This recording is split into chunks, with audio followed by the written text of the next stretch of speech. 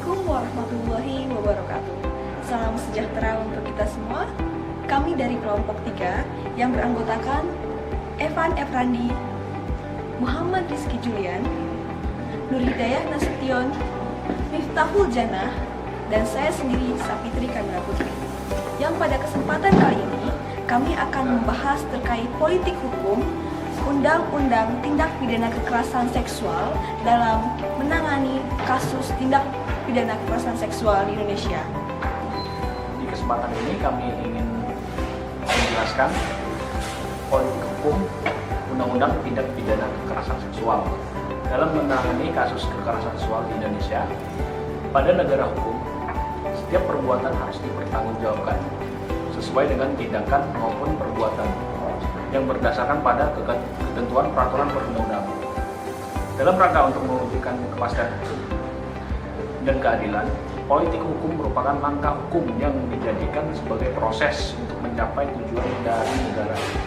Tujuan negara yang tertuang dalam Konstitusi Indonesia, yaitu yang pertama, melindungi segenap bangsa dan seluruh tumpah darah Indonesia. Dan yang kedua, memajukan kesejahteraan umum. Dan yang ketiga, mencerdaskan kehidupan bangsa. Dan yang keempat, melaksanakan ketertiban dunia yang berdasarkan kemerdekaan, perdamaian abadi, dan keadilan. Agar terciptanya penegakan hukum di Indonesia, dibutuhkan upaya pendekatan politik hukum. Menurut Mahmud MD, politik hukum merupakan kebijakan resmi legal policy tentang hukum yang akan diberlakukan baik dengan pembuatan hukum baru maupun dengan penggantian hukum lama dalam rangka mencapai tujuan negara. Dengan demikian, politik hukum merupakan pilihan tentang hukum-hukum yang akan diberlakukan sekaligus pilihan tentang hukum-hukum yang akan dicabut atau tidak akan diberlakukan, yang kesemuanya dimaksudkan untuk mencapai tujuan negara seperti yang tercantum dalam pembukaan Undang-Undang Dasar 1945. Dalam rangka membangun konsep politik hukum atau legal policy, penghapusan kekerasan seksual yang komprehensif berdasarkan konstitusi Undang-Undang Dasar Negara Kesatuan Republik Indonesia tahun 1945. Ada 4 hal pokok yang harus diperhatikan. Di antaranya, pertama, terkait kebijakan pencegahan, primary prevention, segala bentuk kekerasan. Yang kedua, perlindungan kepentingan hak-hak dan pemulihan bagi korban kekerasan seksual. Ketiga, pemidanaan atau penal dan penindakan untuk rehabilitasi bagi pelaku kekerasan seksual. Dan yang keempat, pemulihan keseimbangan tatanan dan partisipasi masyarakat. Hal pokok dalam politik hukum atau legal policy penghapusan kekerasan seksual dapat diatur dan diimplementasikan melalui 3 konsep kebijakan. Di antaranya adalah yang pertama, kebijakan pencegahan atau primary prevention melalui kebijakan dan penal. Konsep politik hukum penghapusan kekerasan seksual melalui kebijakan dan penal diarahkan kepada aspek pencegahan dalam arti primary prevention atas segala bentuk kekerasan seksual. Dalam konteks kekerasan seksual, maka upaya pencegahan primer termasuk mencegah pelaku dari menyerang serta mengubah norma masyarakat untuk mengurangi sikap mendukung perilaku yang mengarah kepada kekerasan seksual dan sikap masyarakat yang cenderung tidak memberikan dukungan kepada korban kekerasan seksual. Pencegahan kekerasan seksual merupakan salah satu bagian yang sangat penting dalam upaya menghapuskan kekerasan seksual. Yang kedua, kebijakan penanggulangan kekerasan seksual melalui sarana penal atau pidana. Konsep politik hukum penghapusan kekerasan seksual melalui kebijakan penal diarahkan untuk memberikan respon atas peristiwa kekerasan seksual. Kebijakan dalam konteks ini meliputi: pertama, kebijakan perlindungan kepentingan atau hak yang terbaik bagi korban kekerasan seksual. Yang kedua, kebijakan penindakan dan rehabilitasi bagi pelaku kekerasan seksual.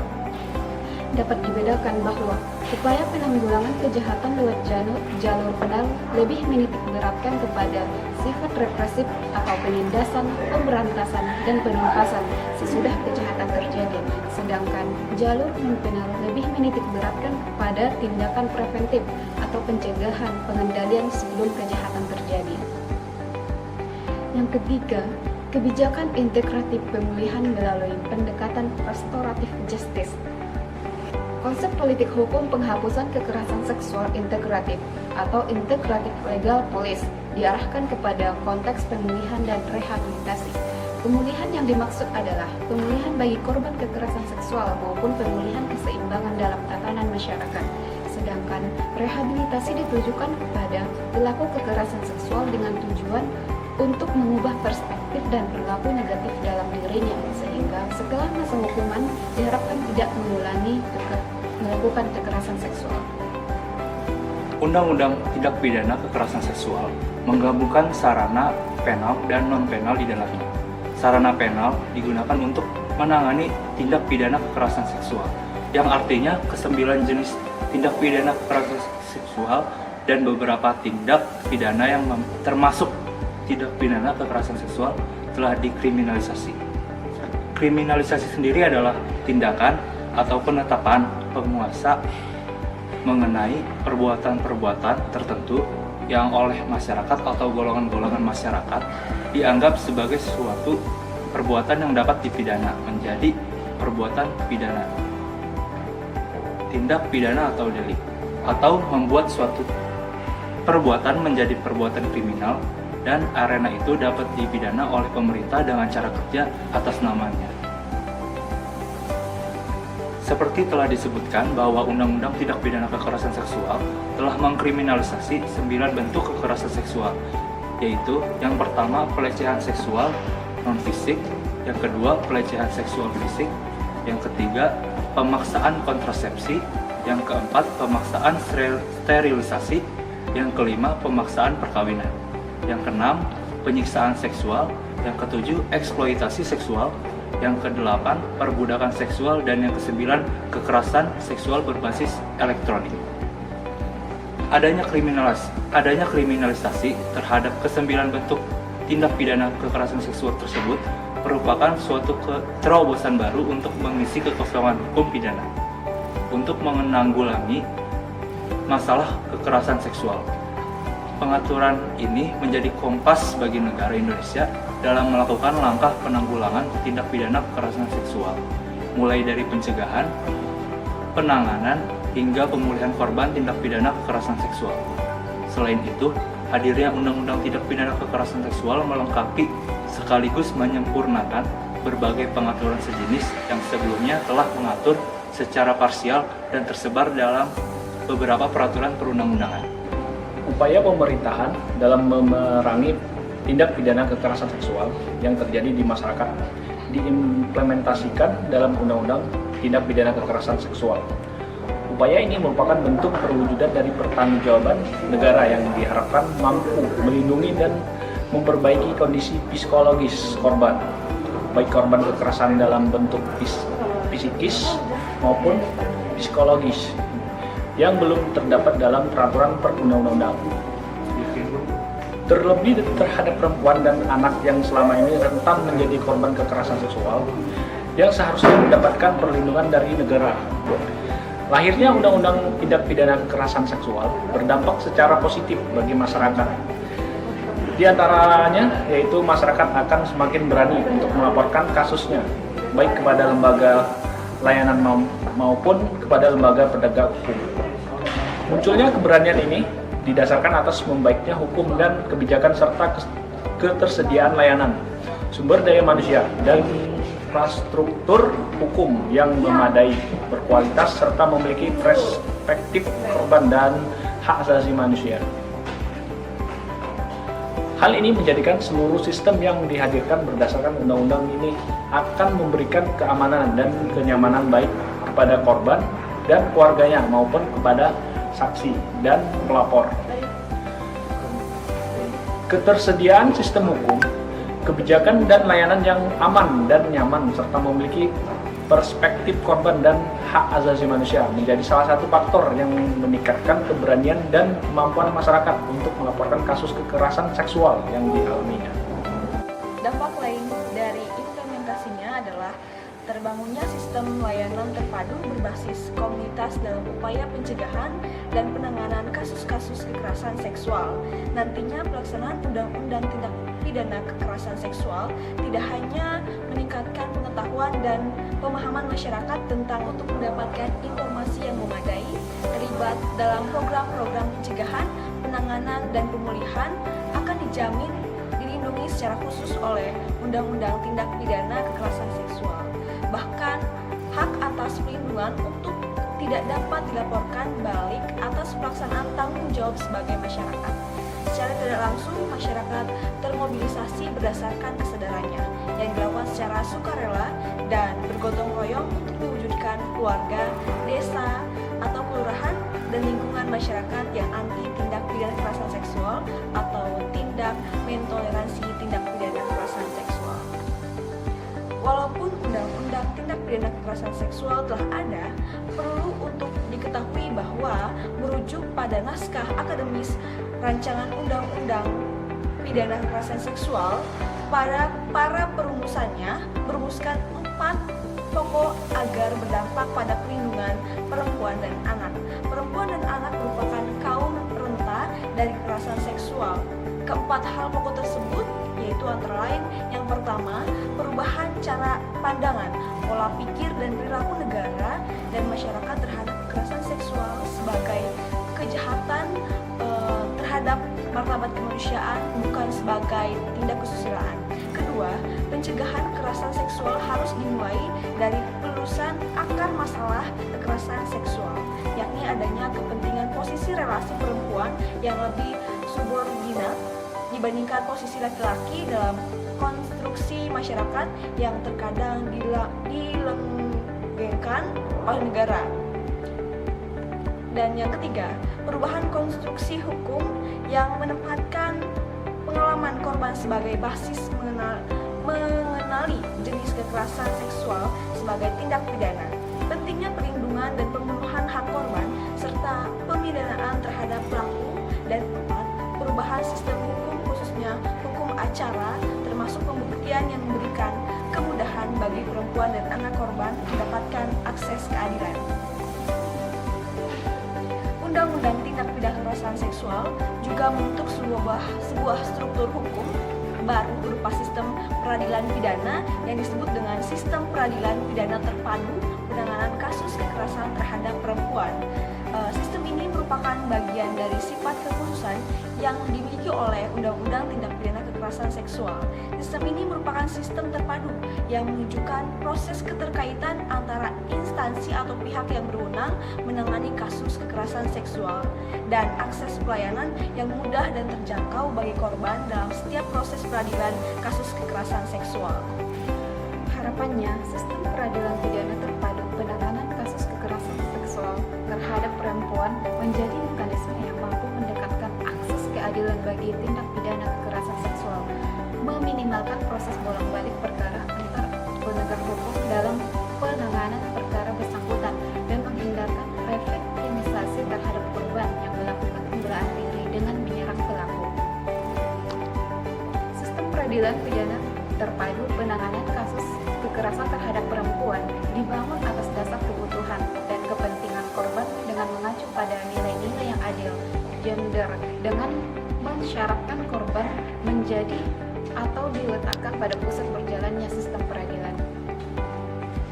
Dalam konsep sistem peradilan pidana terpadu penanganan kasus kekerasan terhadap perempuan, korban diposisikan sebagai subjek yang berhak didengar keterangannya, mendapatkan informasi atas upaya-upaya hukum yang berjalan, dipertimbangkan rasa keadilan yang ingin diperolehnya, dan dipulihkan situasi dirinya atas perampasan hak-haknya kekerasan yang dialaminya.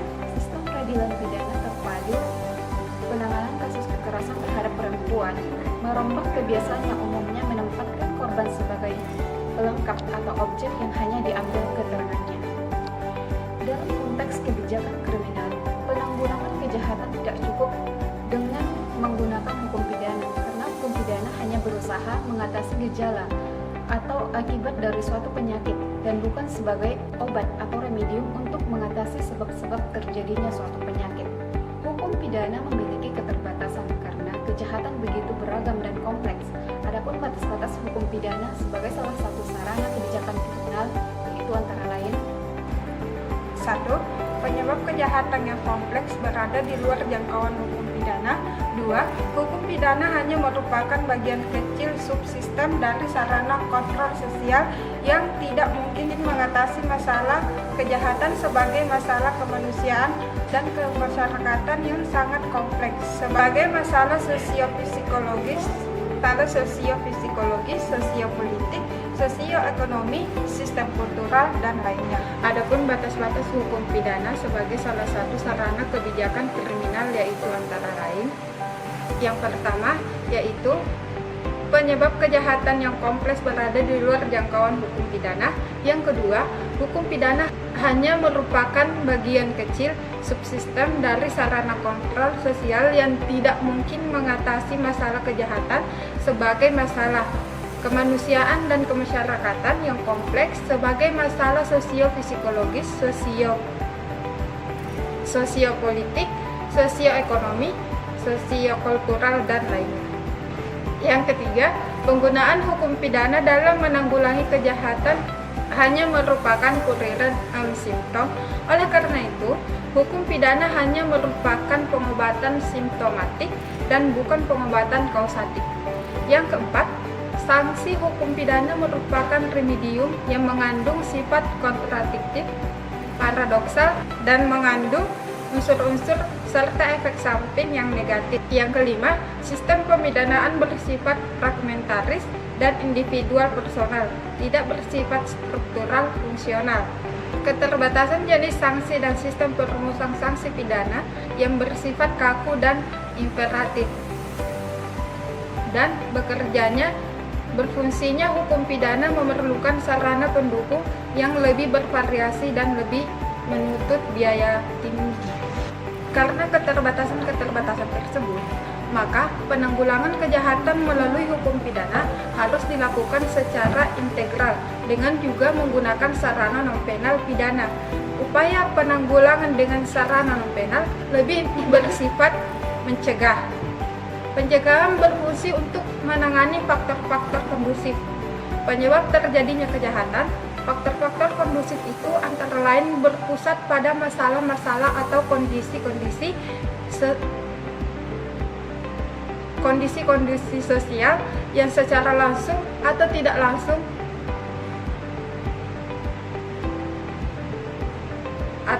langsung dapat menimbulkan atau menumbuh suburkan kejahatan. Dengan demikian, dilihat dari sudut kebijakan kriminal, upaya-upaya non-penal menduduki posisi kunci dan strategis dari keseluruhan upaya penanggulangan kekerasan seksual. Maka, untuk itu dalam RUU tentang penghapusan kekerasan seksual ini dimuat tindakan-tindakan pencegahan dan pemulihan kekerasan seksual. Kesimpulannya, yang pertama, Undang-Undang Tindak Pidana Kekerasan Seksual hadir sebagai pelengkap instrumen hukum pidana Indonesia yang digunakan untuk menegakkan hukum terhadap tindak pidana kekerasan seksual.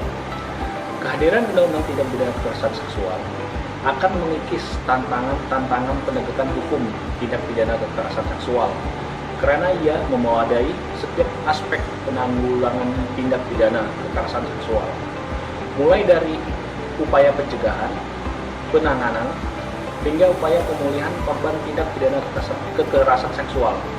Yang kedua, Undang-Undang Tindak Pidana Kekerasan Seksual memberikan perlindungan hukum terhadap korban tindak pidana kekerasan seksual secara sistematis, mulai dari aspek substansi hukum dengan kompensasi dan restitusi, bantuan medis dan rehabilitasi psikososial, perlindungan pribadi, dan mendapat pendampingan hukum selama proses penegakan hukum. Aspek struktur berupa subsistem peradilan pidana terpadu yang menjadikan korban tindak pidana kekerasan seksual sebagai subjek dalam proses peradilan pidana, hingga aspek budaya hukum yang mendidik masyarakat untuk memandang tindak pidana kekerasan seksual sebagai kejahatan. Dan yang ketiga, Undang-Undang Tindak Pidana Kekerasan Seksual memuat sarana penal dan non-penal. Sarana penal menjadi upaya pengobatan simptomatik atau mengobati gejala atau masalah yang sudah terjadi, sedangkan sarana non-penal menjadi upaya pengobatan kausatif yang berfungsi mencegah sebab-sebab terjadinya tindak pidana kekerasan seksual. Sekian pembahasan dari kami terkait tindak pidana kekerasan seksual di Indonesia. Kurang lebihnya mohon maaf.